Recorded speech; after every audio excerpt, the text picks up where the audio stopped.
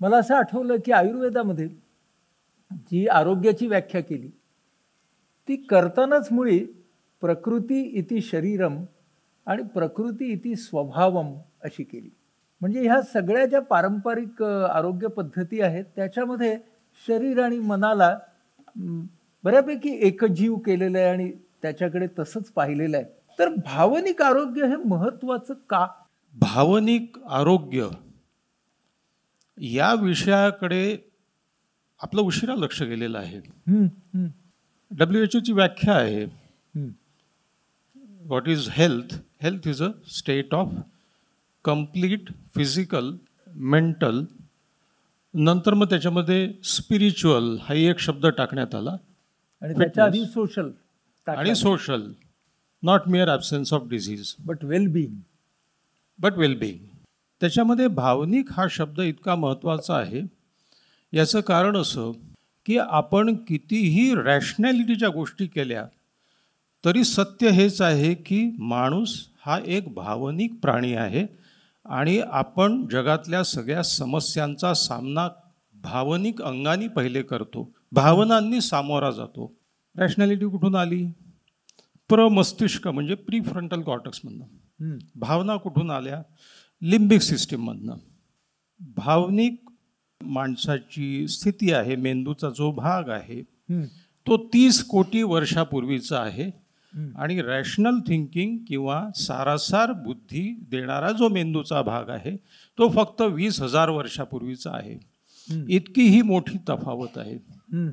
आजही आपला मेंदू रेप्टिलियन लिम्बिक सिस्टीमवर काम करतो. म्हणजे सापाच्या मेंदूमध्ये जी भावनिक जी काही जडणघडण यंत्रणा आहे तीच आहे. आपण साप, मगर वगैरे याच प्राण्याचे वंशज आहोत या अर्थाने. त्याच्यामुळे माणसाची डिफॉल्ट सिस्टीम ही विवेकी नाही, अविवेकी आहे. कारण विवेक त्याला सर्वाईव्ह करूच देत नसतात. मी आज या हरणाला खात नाही, जाऊ द्या, आता चांगलं नाही आहे खाणं, चांगला छान गोंडच दिसतोय असा वाघाने विचार केला, विवेकी विचार जर केला, किंवा हे जंगल हरणांमुळे किती सुंदर दिसते आहे, खाणं योग्य नाही आहे त्याला, विवेकाने माणूस सर्वाईव्ह झाला नसता. विवेक ही संस्कृतीची देणगी आहे. करेक्ट. आणि अजून एक विधान करतो की सगळी संस्कृती ही निसर्गविरोधी आहे. निसर्गामध्ये सर्व्हायवल आणि प्रजनन ह्या दोनच गोष्टी आहेत. भावनिक मेंदू हा आपला प्रभावी आहे, तो आजही आहे. किंबहुना जर माणसाने विवेकी व्हायचा मार्ग निवडला आणि संस्कृती, प्रगती यांनी तो अधिकाधिक विवेकी व्हावा अशी वाटचाल सुरू केली असेल तर ती वाटचाल आज कुठे येऊन पोहोचलेली? आज अधिकाधिक माणूस भावनिक होत चाललेला आहे. छोट्या छोट्या शब्द प्रयोगाने माणसांच्या समूहाच्या भावना भडकवल्या जातात आणि भडकतात. माणसं भावनांच्या आहारी जातात. माणूस व्यक्तिगत वेगळा वागतो आणि समूहात वेगळा वागतो. समूहावर भावनांचं नियंत्रण आहे. जेव्हा माणूस गर्दीचं नेतृत्व करायला लागतो, एक दिवस गर्दी त्याचं नेतृत्व करते. तेव्हा हा एक फार महत्त्वाचा प्रश्न आहे की भावनिक साक्षरता आणि भावनिक नियंत्रण हे अत्यंत महत्त्वाचं आहे. एक वेळ तुम्ही लठ्ठ असलात तर चालेल, एक वेळ कमी फिट असलात तर चालेल, पण भावनिक दृष्ट्या. म्हणून मला फिटनेस आणि आरोग्य याच्यातला फरक आपण ओळखून घेतला. फिटनेस म्हणजे क्षमता, आरोग्य म्हणजे सम्यकता. बुद्धाचा कन्सेप्ट आहे. सम्यकता म्हणजे काय? मध्यम मार्ग, कुठलंही अतिरेकी टोक न गाठणे. आज माणसं अतिरेकी टोक गाठण्यातच त्यांचा सगळा वेळ खर्च होतो आहे. हे जग किती अतिरेकामध्ये हेलकावे खाते आहे. अमुक एक व्यवस्था वाईट किंवा अमुक एक धर्म वाईट किंवा अमुक एक समूह वाईट म्हणून युद्ध पेटवल्या जातात. फिटनेस म्हणजे शारीरिक क्षमता, आरोग्य म्हणजे मानसिक सम्यकता. त्या सम्यक विचारापाशी येणं हे माझ्या मते कुठल्याही शारीरिक फिटनेसपेक्षा जास्त महत्त्वाचं. शरीराचं फिटनेस मी काही नाकारत नाही, हो, पण आपल्या मानसिक आरोग्याची काय अवस्था आहे ती चांगली नाही आहे. मग WHO व्याख्येमध्ये फिजिकल फिटनेस एक गोष्ट आली, मेंटल, सोशल आणि स्पिरिच्युअल. बरोबर. बरं, स्पिरिच्युअलचा संबंध कुठल्याही धर्माशी नाही आहे, विचारसरणीशी आहे आपल्या. की या विश्वाचं आणि आपलं काहीतरी नातं आहे आणि हे नातं तपासून पाहणं हे माणसाला कुठल्या तरी आयुष्याच्या टप्प्यावर आलं पाहिजे. सम्यक विचार केला पाहिजे.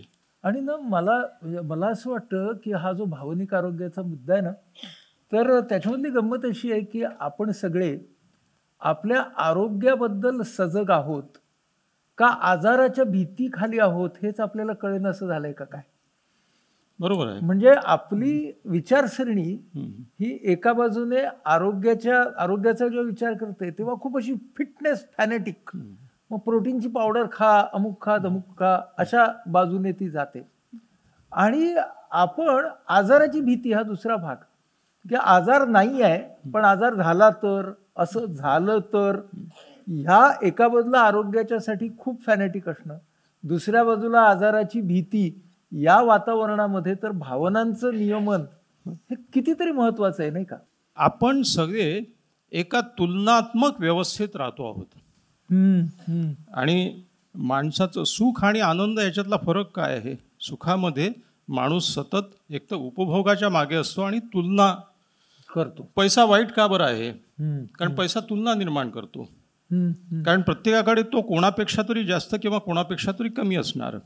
फिजिकल फिटनेस हे दिखाऊ जगाचं एक मापदंड आहे. आणि त्यातही मग आता आलेले फॅड म्हणजे 6 पॅक ॲप आणि 8 पॅक ॲप्स आणि ह्या सगळ्या गोष्टी. फिटनेस हा काय म्हणता येईल त्याला, आरशासाठी असलेली आपली शरीराची कल्पना. आरशात आपण सुडवलं आणि प्रमाणबद्ध शरीराचे दिसलो पाहिजे, परंतु प्रत्यक्षात त्याचा मानसिक आरोग्याशी आणि एकूणच जनरल आरोग्याशी फार कमी संबंध आहे. मग आता ही व्यवस्था अशी वाढत चाललेली आहे की हे संपूर्ण जाहिरातीचं युग आहे आणि जाहिरातीच्या युगाचा महत्त्वाचा फंडा असा आहे की तुम्हाला पटवून देणं की तुम्ही निराश आहात, तुमचे दात पिवळे आहेत, तुमच्या काखांना वास येतो आहे, तुमच्या पायाला भातशेती करता येईल इतक्या मोठ्या मोठ्या भेगा पडलेल्या आहेत आणि त्या भेगा कशा भरून काढायच्या हे एक महानायक घेऊन कुठला तरी मलम घेऊन सांगतो. तुमचे संबंध चांगले नाही, तुम्ही तरुणींना अट्रॅक्ट करू शकत नाही, तुमच्या तोंडातून ऑक्सिजनच बाहेर पडत नाही. आता दात घासल्या तर ऑक्सिजन बाहेर फेकणारा मी नाही पाहायला, पण आहे. ब्लेटंट अवैज्ञानिक जाहिरात आहे. जाहिरातीचं रेग्युलेशन करणारे कोणी शुद्धीवर आहेत का सांगायला? तुमच्यात काय कमी आहे हे सांगणं हाच त्यांच्या विक्रीचा पहिला मूलभूत मंत्र आहे. याच्यातून बाहेर पडायचं असेल तर हे घ्या, हे खा, हे घाला, हे करा. याचं कारण ते विक्रीसाठी आहे सगळं. हे सगळं जाहिरातीचं युग झालेलं आहे. आणि आम्ही कसे दिसलो पाहिजे, कसे असलो पाहिजे. पूर्वी आमच्या घरी आरसेही नव्हते. एक फुटका आरसा होता, त्याच्यात 2-2 तुकड्यात पाहून तुकड्याने दाढी करायचे वडील. मोठा आरसा कुठे होता घरात? पूर्ण शरीर दिसेल असा आरसा मी खूप वर्षानंतर पाहिला. हॉटेलमध्ये पाहिला. मला समजा ना हा टकल्या कोण आहे, म्हणजे अरे हा मीच आहे. मी जेव्हा मॉलमध्ये त्या कपडे बदलण्याच्या रूममध्ये गेलो तेव्हा मागून मला दिसलो, मला टक्कल पडल्याचं पहिल्यांदा लक्षात आलं. मी जेव्हा ते उलटा आरसा पाहिला माझ्या, भलता घुसला की काय याच्यात. हे शरीर कसं दिसावं याच्यापेक्षा मी मनाने हेल्दी असावं, हलकं असावं, आनंदी असावं हे महत्वाचं आहे की नाही? हे महत्वाचं नाही आहे तर तुम्ही लोकांच्या नजरेत कसे दिसता हे महत्वाचं आहे. हा बिंबवण्याचा सगळा हेतू जाहिरातीच्या युगाचा. अगदी. पण मग भावनिक आरोग्याची तत्व कोणती आम्ही सगळ्यांनी जपावी? मूलभूत अवस्था माणसाची भावनिक आहे. तो सगळ्या या विश्वाच्या सगळ्या समस्यांना भावनांनी सामोरा जातो. आपण ज्या भावनांचा आविष्कार आपल्या वागण्यात बोलण्यात करतो त्या तपासून पाहण्यासाठी सगळ्यात सोपा उपाय म्हणजे माइंडफुलनेस. मी जे बोलतो आहे, मी जे करतो आहे त्याची दुष्परिणाम. We are reactive. आपल्यावर काही समस्या आली की पहिले आपण आपला विस्फोट घडवून आणतो. म्हणजे we react to this environment. Never react to this environment but proact. एक तर पहिले समजून घेणं. आपल्या भावनिक जो आपण स्टान्स घेतो त्याच्यामुळे समस्या वाढत जातात. रागाचा सामना रागाने करता येत नाही. जर Newton's law action and reaction is equal and opposite हा तुम्ही शाळेमध्ये शिकलेला आहात. मग तुम्ही रागाने राग परत येईल ना तुमच्याकडे, ही साधी गोष्ट आहे. तेव्हा सगळ्या भावना, दुःख, आनंद आणि शेवटी कसं आहे की सगळ्या मूलभूत भावना या मुख्यतः भीतीतून निर्माण झालेली आहे. माणूस आक्रमक का होतो, प्राणी आक्रमक का होतात? कारण त्याच्या मुळाशी भीती आहे की हा माझ्यावर आक्रमण करणार आहे, म्हणून आपण आधीच आक्रमक होतो. क्रोध, राग, द्वेष, असूया. बरं, असूया, मत्सर हे संस्कृती निर्माण नंतरच्या भावना आहेत. हो हो, असूया, मत्सर का बरं आहे? कारण मग तुलना करायला लागलो, तुलना आली म्हणून. बरोबर. माणूस मनानी प्राणी राहिलेला आहे, शरीराने तो माणूस व्हायचा प्रयत्न करत करत इथवर आलेला आहे. हा सगळ्या फिटनेसचा जो मूळ जे आहे ते माझ्या मते असं आहे की our bodies are made for the world which no longer exist. आमचं शरीर एक आदिमानव म्हणून विचार करा, ज्या जगासाठी बनलेलं होतं ते जग आज नष्ट झालेलं आहे. आम्ही आमच्यासाठी अत्यंत सुखावह असं एक जग निर्माण केलं आहे, ज्याच्यामध्ये या शरीराचा, ज्याच्यात सतत धावणं, पळणं, जीव बचावणं, शिकार करणं, याच्यासाठी हे शरीर बनलेलं आहे, ते जग आता नाहीसं झालेलं आहे. आणि आता जे जग आमच्या भोवताली आम्ही एक मुंगीसुद्धा घरात येऊ देत नाही, तो चॉक आखतो. झुरं दिसलं की ती सून ओरडते मोठ्याने आणि ते फवारा मारणे. एकही वस्तू एकही प्राणी आमच्या जीवनात येऊ नये, आमच्या फ्लॅटमध्ये येऊ नये, घरात येऊ नये. दुसरी गोष्ट, ते जग होतं जिथे अन्नाचं दुर्भिक्ष आहे आणि जगण्यासाठी, तगण्यासाठी कष्ट केले पाहिजे. आता हे जग असं आहे, अन्नाची अतिरेकी मुबलकता झालेली आहे आणि जगण्याचे कष्ट नष्ट करून टाकलेले आहेत आपण आपल्या आयुष्यातून. सिडेंटरी लाईफस्टाईलचा अतिरेक किती आहे. एकेकाळी तो टी व्ही घेतला मी, तो त्यात जवळ जाऊन त्याचे बटणं दाबून त्याचं चॅनल बदलावं लागायचं. बरं, माझ्याकडचा टी व्ही इतका वाह्यात होता की मी ते बदलून चॅनल बरोबर नीट केलं, येऊन बसलो की ते पुन्हा बिघडून जायचं. त्याला कळायचं हा येऊन बसलेला आहे, उठवायला पुन्हा. मी इकडे येईपर्यंत मुंग्या दिसायला लागायच्या. आता एक जग आलं, बोटाच्या स्नायूवर रिमोट. आता मी असं ऐकलंय की अलेक्सा आणि हे जे नुसतं तोंडानेच म्हणायचं, किंवा पंखा त्याच्याकडे पाहायचं, नुसतं पंखा आपोआप फिरायला गेला. मनात विचार, आर्टिफिशियल इंटेलिजन्सने काय अशक्य आहे सगळं. आता पुढे असं होणार आहे की पंखा विचार आल्यावरतीच चालू होणार. किंवा पंखा विचार करेल याला घाम येतो आता फिरावं. आर्टिफिशियल सगळ्या शारीरिक कष्टांची आम्ही विल्हेवाट लावलेली आहे. आम्ही काउच पोटॅटो झालेलं एका ठिकाणी. हे या जगासाठी हे शरीर बनलेलं नव्हतं. हे शरीर तगणं आणि जगणं, सर्व्हायवलसाठी बनलेलं होतं, त्या नष्ट झाल्या. भुकेची काय अवस्था आहे. आता अन्नाचा अतिरेक आणि अन्नाची उपलब्धता प्रचंड. मुलांना आम्ही भूक सुद्धा लागू देत नाही. त्यांनी करायची देर की तोंडात चमचा खूप असतो. तुम्हाला एकदा सांगा मला, म्हणजे मी काही खाओ बापडे मला काही म्हणणं नाही आहे, कारण भूक लागलेली नसताना खाणारा एकमेव प्राणी जगातला म्हणजे माणूस आहे.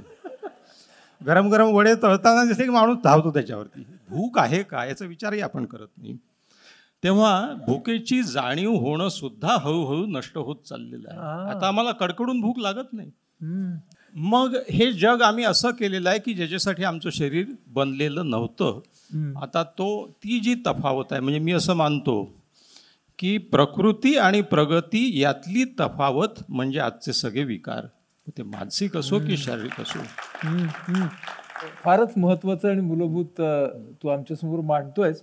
आता जे आम्हाला कळलं की भावनिक आरोग्यासाठी सर्व भावनांचा स्वीकार करणं, आपण आज स्वतःला कुठे नेऊन ठेवलंय त्याची जाणीव आपल्याला करणं, स्वतःला करून देणं. मग पुढचे जे फंडे आहेत भावनिक आरोग्याचे, की भावनिक नियमन कसं करावं आणि जो विवेक माणसाच्या प्रीफ्रंटल मधून आलेला आहे त्या विवेकाला कसं जागृत ठेवावं. विवेक हा जो शब्द आहे, विवेकाला इंग्लिशमध्ये प्रुडन्स म्हणतात.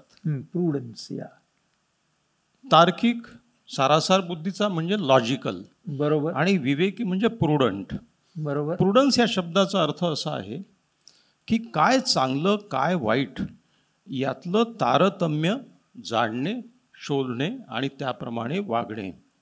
एक छोटं उदाहरण देतो की माझ्याकडे पेशंट आला, तो गरीब होता, फार काही त्याची आर्थिक स्थिती चांगली नव्हती, आणि माझ्या असिस्टंटनी त्याला तपासलं आणि त्याच्या आजाराला अत्यंत योग्य, जे परफेक्टली इंडिकेटेड आहे असं ड्रग लिहिलं. आता हे जे ड्रग लिहिलं हे खूप महाग होतं. 10-15 रुपयाची एक कॅप्सूल असेल, त्याला दिवसातून 2दा घ्यायच्या आहेत महिनाभराच्या. तर मी त्याला म्हटलं की तू हे गोळी प्रिस्क्राईब केली ती अगदी योग्य आहे, तुझ्या ज्ञानाबद्दल मला काही शंका नाही आहे, पण तू विचार कर या माणसाची स्थिती पहा, हा ते सस्टेन करू शकेल का? याला ही 6 महिने घ्यायची असेल, महिना 15 दिवसाच्या वर नाही विकत घेऊ शकणार. मग तो डिफॉल्टर होईल, मग तो गोळी बंद करेल किंवा अधूनमधून त्याचे गॅप्स पडतील आणि मग तो येऊन म्हणेल की यांची ट्रीटमेंट घेतली काही फायदा झाला नाही आणि त्याला आवश्यक तो फायदा मिळणार नाही. मग थोडी स्वस्त पण कदाचित थोडं ब्रॉड इंडिकेशन असलेली, याच्यापेक्षा दुय्यम असलेली थोडी, पण जी त्याला 80% रिलीफ देईल, पण जी स्वस्त आहे, जी तो सस्टेन करू शकतो, अशी गोळी लिही. सो द प्रुडन्स इज दॅट काय चांगलं आणि काय वाईट यातला फरक ओळखणं. ते परफेक्ट काय आहे, परफेक्ट उपयोगी नाही आहे आयुष्यामध्ये. परफेक्शनच्या मागे माणसाने कधीही लागू नये. To be a better person you should know the difference between what is good and what is perfect, and what comes in between becoming a good person is perfection. Perfection हा अडसर होऊन जातो. तेव्हा विवेक म्हणजे ही परिस्थिती काय आहे, मी कोण आहे, हा कोण आहे, हा कसा वागतो आहे, हा असा रिॲक्ट का बरं होतो आहे. प्रत्येक वेळी माणसानी रिॲक्टिव्ह न होता रिफ्लेक्टिव्ह झालं पाहिजे. या जगातले सगळे संघर्ष जर तुम्ही थोडा वेळ थांबून विचार करून व्यक्त झालात तर संपतील. एखादा माणूस तुम्हाला अद्वा बोलतो, एक क्षणभर थांबा आणि विचार करा हा असा का बरं बोलत असेल. त्याच्यासाठी 2 गोष्टी व्हायला पाहिजे. You have to become objective. Observing ego म्हणजे तुम्ही आणि हा माणूस ज्या दोघांमध्ये संघर्ष आहे त्याच्यापासून स्वतःला विलग करता आलं पाहिजे. आयुष्याचा तुकड्या तुकड्यामध्ये विचार करू नका. आयुष्याचा एक सम्यक जनरल व्ह्यू घ्या. मी नेहमी असं म्हणतो की ड्रोन्स आय व्ह्यू घ्या आयुष्याचा. आम्ही आयुष्यात तुकड्या तुकड्यात जगतो. हा असा वागला, तो तसा बोलला, ही अशी म्हणाली, तो तसा करतो आहे, हे काय वागणं झालं का. हे रोजच्या आयुष्यातले अप्स अँड डाऊन्स झाले. पण हा व्यक्ती आहे तसा आहे. 40 वर्ष न बदललेला नवरा 41 वर्षी झगडा करून बदलेल का? संपला आता बदलण्याचं त्याचं वय. आणि नाही बदलणार तो जर ओला टावेल बेडरूममध्ये टाकत असेल आणि 40 वर्ष सांगून झाले असतील, 40 वर्षानंतर तर समजायला पाहिजे की याची सवय बदलू शकत नाही. ओव्हरऑल व्ह्यू काय? सर्वसाधारणपणे चांगला आहे, अतिव्यसनी नाही आहे, उगाचच भानगडीत पडत नाही, आपलं काम नीट करतो, स्वयंपाकघरात जात नसेल पण कमीत कमी स्वतःच्या हाताने जेवतो. पण हा म्हणजे प्रुडन्सचा जरा अतिरेकच म्हणायचा नाही का? पण विवेकाचा एक रियाज असतो. विवेक रोज करत जावं लागतं. हो, मला रोज विवेकी वागण्याचा विचार करत ती अंगवळणी व्यवस्था केव्हा पडेल. बघा, तुम्हाला गाणं शिकायचं आहे, पेटी शिकायची आहे, तर तुम्हाला रियाज करावा लागेल ना. मग कधी बोटं चुकतील, कधी बेसूर होईल, कधी कधी एखादा सूर लागणार नाही, पण ठीक आहे, येईल. 80% येईल, 90% येईल, हळूहळू येईल. विवेकाचा एक रियाज असतो तुम्हाला रोज. आणि आनंद म्हणतो ते फार महत्वाचं आहे. देर इज अ कंपॅशन फटीग. क्षमा करून करूनही माणूस थकतो ना. कितीदा क्षमा करायची. पण मग तेच तर फिटनेस आहे. जे भावनिक फिटनेस आहे ते आहे. आणि त्याच्यासाठी संतपदी जाण्याची काही गरज नाही. रोजच्या आयुष्यात तुम्ही करू शकता. मी सामान्य माणूस आहे, मी करण्याचा प्रयत्न करतो. मी एका मेडिकल रिप्रेझेंटेटिव्ह आला आणि त्यांनी मला फोन केला, सर मी आलो आहे, मला जरा घाई आहे. मी वर गेलो होतो, घरात गेलो होतो आणि जेवण करणार एवढ्यात त्याचा फोन आला. पण काय एवढा वेळ तू काय मला काय समजलं, तू आल्याबरोबर मला कॉल करतो, मग मी येऊन बघायचं वेळ माझा, मग मी इतर काही कारणामुळे मी टेन्शनमध्ये असेल. खाली आलो त्याला खूप अद्वा बोललो की तुझं कामच आहे, तुझं प्रोफेशन आहे ते थांबणं. तू लगेच मला फोन करतो, या म्हणतो, मला कॉल द्या म्हणतो, मला दुसरीकडे जायचं म्हणे. बोललो. बोलल्याच्या नंतर तो निघून गेला. निघून गेल्याच्या नंतर मला फार वाईट वाटलं. दीपक आपला इतका जुना मित्रच आहे जवळ तो, पण तो रिप्रेझेंटेटिव्ह आहे, मी डॉक्टर आहे, ठीक आहे, त्याचा व्यवसाय आहे, माझा एक व्यवसाय आहे.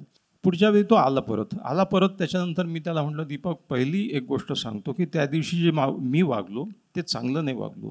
मी लोकांना सांगत हिंडतो की क्षमाशील व्हा आणि मीच तुला शिव्या दिल्या, पण मला वाईट वाटते आहे. आणि मी त्याला म्हटलं की तुझा रिजनल मॅनेजर आणि तुझ्या हाताखालचा MR दोघांनाही आत बोलव, कारण या दोघांसमोर मी तुझा अपमान केला होता, की मी तुला वाईट वाटेल असं बोललो होतो. या दोघांसमोरच क्षमा मागितली पाहिजे. क्षमेचे सूत्र आहेत. क्षमा, ज्या ठिकाणी तुम्ही जेवढ्या लोकांसमोर चुकलात तेवढ्याच लोकांसमोर तुम्ही क्षमा मागितली पाहिजे. काही जणांचा क्षमा मागण्याचंही सॉरी म्हटलं, सॉरी, अरे सॉरी म्हणतोय की दगड मारतोय.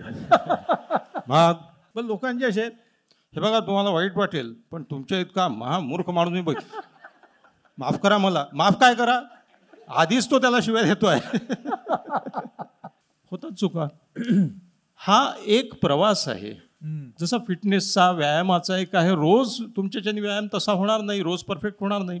बरोबर. सचिन तेंडुलकर दरवेळी गेला की 100 थोडीच काढतो. बरोबर. कधी 0वर आउट होतो, कधी 10वर होतो. पण तो रियाज चालू ठेवा.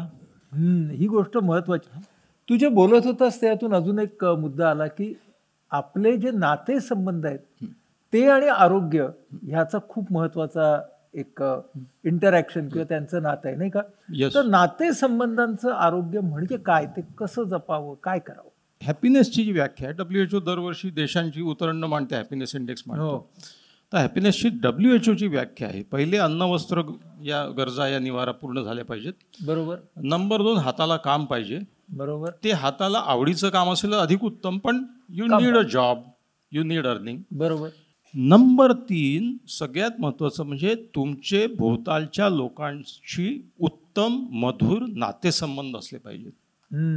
आणि लोक असं म्हणतात की 50% त्यांच्या हाती आहे. हो. मग माझ्या हातात नाही आहे सगळं. तसं नाही आहे. नाही. तुमच्यापुरतं तुमच्या हाती 100% आहे, त्याच्यापुरती त्याच्या हातात 100% आहे. पण तो जर त्याची 50% जबाबदारी घेत नसेल तर जर तुमच्यापुरती तुमच्या हातात आहे ना सगळं. हे बघा, मी चांगलं वागत राहिलं पाहिजे कारण मी चांगला आहे. बरोबर. तो कसा वागतोय याच्याशी माझा तसा संबंध नाही आहे. म्हणजे माणसाच्या मनावर समोरचा माणूस वाईट वागत असेल तर परिणाम होईल, करून घेतला तर. There is no stress in environment, there is a stress in yourself. अगर परिस्थिती नहीं बदल सकते तो मनस्थिती बदलो. सगळ्यात महत्वाची गोष्ट. नातेसंबंधाचं हा इतका महत्वाचा फॅक्टर आहे की माणूस हा समाज प्राणी आहे. तुम्ही समाजापासून तुटून वेगळे राहू शकत नाही. तुम्ही नेहमी भोवतालच्या लोकांमध्ये असता. किंबहुना तुमच्या भोवताली कोणी नसेल तर तुमच्या मनामध्ये नातेसंबंधांचा कोलाहल माजलेला असतो. आज हा काय बोलला, ती काय बोलली, हा असं का वागला. तुम्ही सतत त्यांच्याशी संघर्ष, संवाद, भांडणं करतच असता मनामध्ये सुद्धा. हे बघा, सगळे आजार म्हणजे 3 गोष्टी आहे, मेंदू, मन आणि भोवताल. That is why we make a definition bio psycho social problems are diseases, mental diseases. Social factor फार महत्वाचा आहे. हा कसा चांगला करायचा याचा माझ्या दृष्टीने एकच फंडा असा आहे की आत्मस्वीकार, ॲक्सेप्टन्स. हा आत्म जरी असला तरी तो असा स्वीकार आहे की मी हे ॲक्सेप्ट केलेलं आहे की हा असा आहे, हा असा आहे, ही अशी आहे, हे असं आहे. आहे ती व्यवस्था अशी आहे, ती बदलणं माझ्या हातात आहे का? जेवढी माझ्या हातात आहे मी जरूर करेन. जे माझ्या हातात नाही त्याच्याशी मी ॲडजस्ट करून घेईन. आणि त्या ॲडजस्ट करण्याला अपमान मानणार नाही, त्या ॲडजस्ट करण्याला माघार मांडणार नाही. नवरा बायको भांडालेत, 1 महिना तू काही उलट बोलू नको, एवढं मी जर सांगितलं एकाला दोघांना, मी आधी का बरं, हे त्यांनी का नाही, एकही पाऊल दोघे मागे घ्यायला तयार नसेल. जिंदगी का ये भी हुनर आजमाना चाहिए, जंग अगर अपनों से हो तो हार जाना चाहिए. शेवटी हरण्यातही महत्वाचं आहे. हा भाग लोक समजूनच घेत नाही की माघार घेणं, 1 पाऊल मागे घेणं हे शहाणपणाचं. मग प्रुडन्स इथे येतो. प्रुडन्स येतो की मी विजय समजायचा कशामध्ये? हरणं हाही एक विजय आहे ना. अगदी बरोबर. आई कितीदा, तुमची आई तुम्हाला कितीदा आईने आपल्या भावना दडपून टाकल्या, आपल्या इच्छा आकांक्षा मुलांसाठी, मुलांचं करिअर मोठं व्हावं, किती वेळा, अनेक वेळा. मला तर असं आठवतं की कुटुंबामध्ये, ज्या कुटुंबात मी लहानपणापासून वाढलो, आईनेच दरवेळी माघार घेतली आहे. जाऊ दे, बरं ठीक आहे, तुझ्या मनासारखं, तुला आवडतं ना तू खा, मी नंतर खाईन. किती लहान लहान गोष्टीमध्ये. हा फार महत्वाचा भाग आहे. त्याच्यामुळे नातेसंबंधांच्या बाबतीमध्ये जर तुम्ही 20 कोटी रुपयाच्या फ्लॅटमध्ये राहत असाल, नवरा बायकोंचे भांडणं होत असतील, तर त्या पैशाला, समृद्धीला काही महत्त्व आहे का? काहीच नाही, ते इरेलेव्हंट होऊन जातात. जर तुमचे मधुर नातेसंबंध असतील तर मग 1 BHK मध्ये सुद्धा आयुष्याचा मजा येतो. हा फार महत्त्वाचा भाग आहे. समजून घेणे. मग मी आत्मस्वीकाराच्या गोष्टीशी याच्यासाठी आलो की you accept that he is as he is, he cannot become me. प्रत्येकाची आयुष्याकडे पाहण्याची एक दृष्टी असते, म्हणून आपण दृष्टिकोन हा शब्द वापरतो. दृष्टीला कोण असतो? मी 6 लिहिलं आणि तुम्ही 9 लिहिलं. मी 6 लिहिलं तर तुम्हाला 9 दिसणार, मला 6 दिसणार. मग चूक कोण आहे आणि बरोबर कोण आहे? या जगामध्ये कुठलीच गोष्ट ॲब्सल्यूट सत्य काहीही नाही. हा प्रत्येकाचा कोण आहे. हा, आणि म्हणून दृष्टिकोन जर म्हणायचं तर किमान 360 लागणारच. 360 लागणार प्रत्येक वेळी. त्या गोष्टीकडे पाहण्याचा प्रत्येकाचा नजरिया वेगळा असतो. बरोबर. तर तो जाणून घेणं. म्हणून तो शायर असं म्हणतो की वफा की राह में हरदम हर शख्स चुस्त हो मौला, नजर बेशक कमजोर हो, नजरिया चुस्त हो मौला. वा वा वा. ते डोळस माणसं सुद्धा अंधासारखी वागतात. हो. याचं कारण असं की तुम्ही कबूल करा की त्याचा. आता एक छोटीशी गोष्ट सांगतो की मी मुलीशी बोलत होतो आणि ते सुट्ट्यांसाठी, ऑस्ट्रेलिया असतात, सुट्ट्यांसाठी मेलबर्नला गेले आणि ती म्हणाली की 6-8 वर्षाचा नातू आहे माझा. इतके त्याला सुंदर म्युझियम दाखवले, हे दाखवले, आणि तो घरी आला आणि आजीजवळ धावत गेला. आणि त्याच्या दृष्टीने सगळ्यात एक्साइटमेंटची गोष्ट कुठली, तर आजी त्या हॉटेलच्या रिसेप्शनिस्ट मुलीने मला हे गिफ्ट दिलं, एक बावली छोटीशी. एवढं याला दाखवलं, याला त्याचं काहीच कौतुक नाही आहे. ती मुलाची दृष्टी आहे. त्याच्या दृष्टीने सगळ्यात एक्साइटिंग गोष्ट त्याला कोणीतरी गिफ्ट दिलेली आहे. त्याला कसलं म्युझियम आणि कसे मोठे मोठे ते काय हे असतील, काय प्रकल्प असतील काय. तुझ्या बोलण्यात पैसा हा विषय आला. 20 कोटीच्या ब्लॉकमध्ये राहून जर सुखी राहायचं, तर हा फार महत्वाचा आहे की पैसा आणि भावनिक आरोग्य यांचं नातं काय. पैसा तुम्हाला आनंद देतो दुसऱ्यासाठी खर्च करून. हे मी नाही बोलत, लक्ष्मी मित्तल सारखा स्टील जायंट म्हणतो की money after certain limit does not give happiness. सुख या शब्दात सु म्हणजे चांगलं आणि ख म्हणजे इंद्रिय. आपण एखाद्या माणसाला सुखवस्तू म्हणतो, म्हणजे ज्या वस्तूंनी सुख प्राप्त होते अशी त्याची आणि जगाची कल्पना आहे. त्या वस्तू याच्याकडे भरपूर आहेत. बिल्डर लोक जाहिरात करतात, सर्व सुख सोयींनी युक्त फ्लॅट, आनंद सोयींनी युक्त फ्लॅट, अशी जाहिरात कोणी केली आहे का? कारण सोयींनी आणि वस्तूंनी आनंद मिळत नाही हे त्याला माहीत आहे. पैसा तुम्हाला सुखोपभोगाच्या वस्तू विकत घ्यायला जे विनिमय आहे ते देतो, पण पैसा तुम्हाला एका विशिष्ट लिमिट नंतर अधिक आनंद देऊ शकत नाही. याला द बिअर कर्व म्हणतात. बिअर कर्व असा आहे की एक बिअर पिल्याने आता ही वेळ तशी नाही आहे तरी सुद्धा उपमा देतो. एक बिअर पिऊन आनंद झाला, छान वाटलं, मित्रांशी गप्पा झाल्या. 2 ठीक आहे, 3 जरा जास्त झालं, 4 नंतर त्या गप्पाही राहत नाही आणि काहीच नाही, 5 नंतर तो आडवा होतो, 6 नंतर त्याला उचलून न्यावं लागतं. अधिक बिअर म्हणजे अधिक आनंद असं समीकरण नाही आहे. अर्थशास्त्रामध्ये लॉ ऑफ डिमिनिशिंग रिटर्न्स आहे. लॉ ऑफ डिमिनिशिंग रिटर्न्स काय सांगतो की the more you experience that thing the less the pleasure is going to become. महाभारतामध्ये ययातीनी उपभोगासाठी आपल्या मुलाकडनं तारुण्य घेतलं आणि त्याला म्हातारपण दिलं आणि उपभोग घेतला खूप. तो घेऊन झाल्यानंतर तो येऊन म्हणतो, न जातु कामः कामानाम उपभोगे न शम्यते. अधिक उपभोग घेऊन कामवासनेची शमना होते, हे चुकीचं आहे, खोटं आहे. हे म्हणजे तुपानी यज्ञ विझवण्यासारखं आहे. तुपानी यज्ञ अधिक भडकतो, विझत नाही आहे. त्याच्यामुळे सुखाला अप्रूप ओसरण्याचा शाप आहे. अधिक सुख म्हणजे अधिक आनंद हे समीकरण चालत नाही. पैशाचा आनंदाशी, आरोग्याशी हा संबंध आहे. Money which you spend is yours, money which lies in the bank is not yours.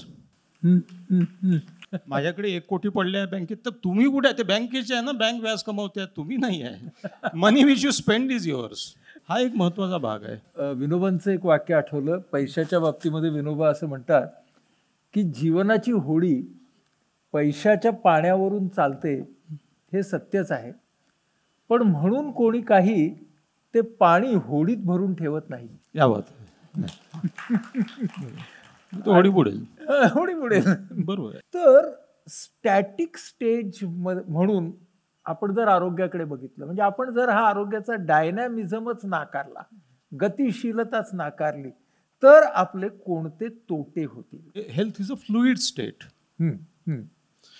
त्याच्यामुळे वयाच्या 5व्या वर्षी आरोग्याची जी कल्पना आहे ती 15व्या वर्षी नसेल, 25व्या नसेल, 55व्या नसेल. हम्म, हम्म, आज जर मी तरुण व्यक्तीप्रमाणे फिटनेसचे हे करायला लागलो, हम्म.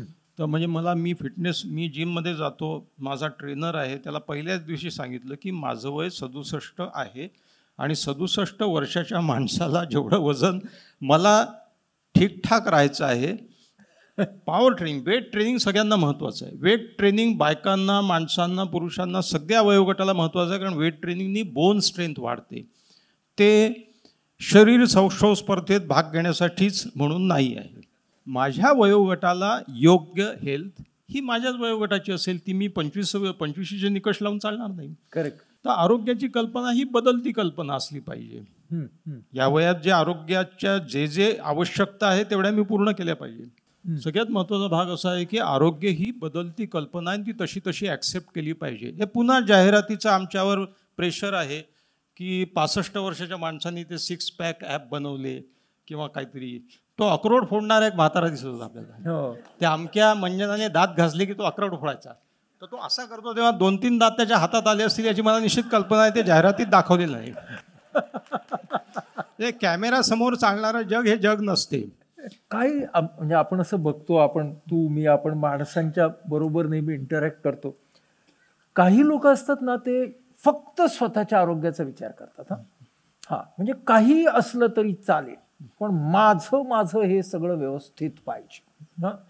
आणि काही लोक असतात ना, ते स्वतःच्या आरोग्याचा अजिबात विचार करत नाही. म्हणजे घरातली गृहिणी असते, ती सगळ्यांच्या आरोग्य जपण्याच्या नादामध्ये स्वतःचं ब्लड प्रेशर आणि डायबिटीस वाढवून घेते. ह्या टोकांना काय म्हणायचं आणि त्याचं काय करायचं? पौरात्य समाजामध्ये समष्टी मध्यावर्ती आहे आणि व्यक्ती भोवताली आहे. आमच्याकडे 4 लोक काय म्हणतील, समाज काय म्हणेल, असे नेहमी प्रश्न येतात. हो.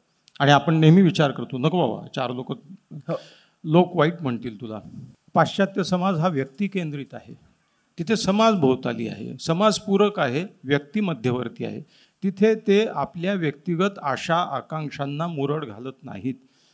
व्यक्ती स्वातंत्र्य महत्त्वाचं मानतात. कोण चांगलं आणि कोण वाईट या गोष्टीत मी जात नाही. नसतंही असं की हे चांगले आणि हे वाईट आहे, असं नाही आहे. पण आमची ती धारणा आहे की आम्ही समाज केंद्रित ही सगळी व्यवस्था आहे. त्याच्यामुळे मग हे अतिरेक घडून येतात. एक तर माझं मी, आय मी मायसेल्फ, किंवा मग सगळं जीवन वाहून घेणं. आणि याला एक प्रकारचा सांस्कृतिक किंवा तो काय म्हणता येईल मुलामा देण्यात येतो. स्त्री ही क्षणाची पत्नी आणि अनंत काळाची माता आहे, असे काही काही वाक्य फेकले जातात की ज्याच्या ओझ्याखाली पूर्ण पिढ्यानपिढ्या दबून गेलेल्या आहेत. किती स्वार्थी आहे ही आई, स्वतःचा विचार करते आहे. तिने जर थोडंसं बाजूला ठेवलं काढून स्वतःसाठी तर, आणि आपलं आयुष्य वाहून टाकलं संसारासाठी, वा वा वा वा, मग त्याचे पुतळे उभं करायचे आणि त्याच्या आरत्या करायच्या. चुकीचं आहे. दोन्हीचा मध्यम, पुन्हा सम्यकता, मध्यम मार्ग की दिस नॉट प्रॉपर ना, you have to live for yourself as well as for family. तर या दोन्हीचा मार्ग म्हणजे मी चांगली राहील तरच माझं कुटुंब चांगलं राहील ना. I have to see after my health also. हे लक्षात ठेवणं म्हणजे माझं आरोग्य आणि इतरांचं आरोग्य याची सांगड घालणं, याच्यामध्ये माझं आरोग्य मी नक्की त्याचा विचार केला पाहिजे, इतरांचं आरोग्य त्याच्या लगत लावलं पाहिजे. आणि हे जग असं आहे की तुमच्या आरोग्याची तुम्ही काळजी घेतात एका कुटुंबामध्ये, तर तुम्ही दुष्ट आहात, वाईट आहात, स्वार्थी आहात असा समज करून देण्यात येतो. People make you feel guilty. That's wrong. You should not feel guilty. म्हणूनच आरोग्याची जपणूक ही फार महत्वाची आहे. आता छंद, आराम, मला आळस आणि आराम ह्याच्यातला फरकही सांग. तर त्यानंतर निरंतर अभ्यास. अभ्यासाचा अर्थ पुन्हा पुस्तकी अभ्यास नव्हे. या सगळ्याचं भावनिक आरोग्याशी नातं काय? आपण एक एक गोष्टी घेऊ. छंद हा म्हणजे मला असं वाटतं की इतका घासून गुळगुळीत झालेला शब्द आहे, परंतु माणूस जे आनंदासाठी करतो तो छंद, त्याच्यापासून आर्थिक प्राप्ती हो की न हो किंवा बाकी इतर कुठले फायदे तोटे याचा विचार न करता मनाला आनंद देणारी गोष्ट, तुमची नोकरी हा तुमचा छंद होऊ शकतो, तुमचा व्यवसाय हा तुमचा छंद होऊ शकतो. तसा झाला तर नथिंग लाईक दॅट. जर तुम्ही आपल्या कामाला छंद समजलात, अधिक आनंद.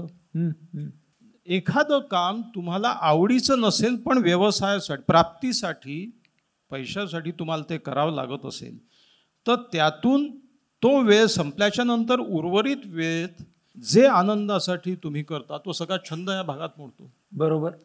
आरामाची गोष्ट आहे. मला असं वाटते की आराम नावाची गोष्ट ही शारीर जेवढी आहे तेवढी मानसिक आहे. शरीर थकून येतं, दमतं. थकणं, दमणं हा शरीराचा मूलभूत आरोग्याला अत्यंत आवश्यक असा भाग आहे. तुम्ही शरीराला दमवलं पाहिजे. Your body is made up of running, made up for running, walking आणि एक्झर्शन. त्याच्यामुळे आराम, त्याच्यातून रिक्युपरेशन अँड अगेन ॲक्टिव्हिटी, हे चक्र आहे. आणि आळस कशाला म्हणायचं? आळस बघा, गेली 200 वर्षापासून, म्हणजे आपली उत्क्रांती किती झाली केव्हापासून, 60 लक्ष वर्षापूर्वी माकडं वेगळे झाले आणि माणूस वेगळा झाला. माकडं हे आपले पूर्वज नाही आहे, ते आपले चुलत भाऊ आहेत. आपल्या दोघांचाही पूर्वज एक कोणतरी होता, त्याच्यामध्ये एक शाखा माकडांची झाली, एक माणसांची झाली. माकडं म्हणजे चिंपांझी, गोरिल्ला वगैरे हे आपले चुलत बंधू आहेत.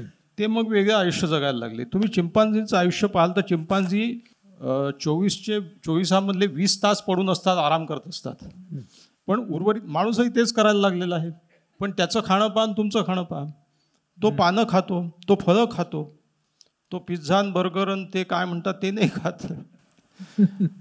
आराम आणि आळस 150 वर्ष झाली असतील. माणसाची शारीरिक कामं बंद पडत चाललेली आणि बौद्धिक कामापुरते आपण उरलेलो आहोत. Human body was not made to sit in front of a computer like a couch potato.